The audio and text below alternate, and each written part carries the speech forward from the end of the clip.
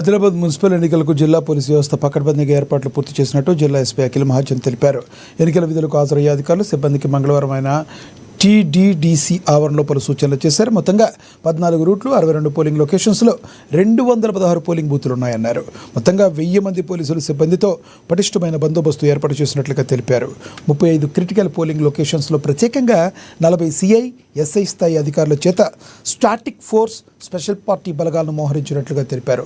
బందోబస్తు ప్రక్రియలో 14 రూట్ మొబైల్స్లో striking force, special striking force ఏర్పాటు చేసి ఎన్నికల ప్రక్రియను ప్రశాంతమైన వాతావరణంలో నిర్వహించేలా పటిష్టమైన చర్యలు చేపడుతున్నట్లుగా తెలిపారు.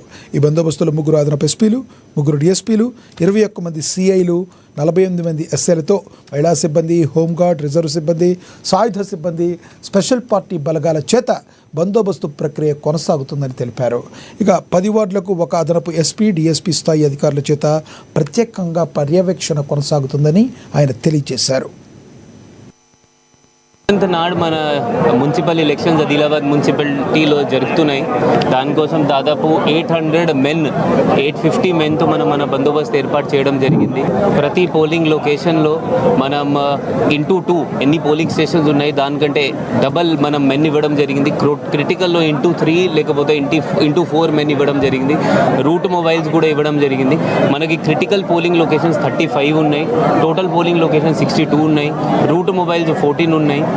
ప్రతి ఇంపార్టెంట్ పోలింగ్ లొకేషన్కి మనం ఒక ఎస్ఐ ర్యాంక్ ఇవ్వడం జరిగింది. అట్లయినా 40 పోలింగ్ లొకేషన్స్ ఎక్కడైనా ఇష్యూ కావచ్చు, లేకపోతే కాంపిటీషన్ టఫ్ ఉంది, లేకపోతే ఇష్యూ జరిగిన ఛాన్సెస్ ఉన్నాయంటే అక్కడ మనం, లేకపోతే మిక్స్డ్ పాపులేషన్ ఉన్నాయి, అక్కడ మనం ఒక ఎస్ఐ లేకపోతే సిఐ ర్యాంక్ ఆఫీసర్ ఇవ్వడం జరిగింది.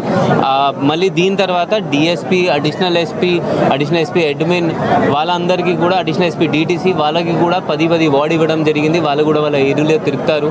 అండ్ బాగానే మనం పోలీస్ డిపార్ట్మెంట్ బాగానే రెడీ ఉన్నారు.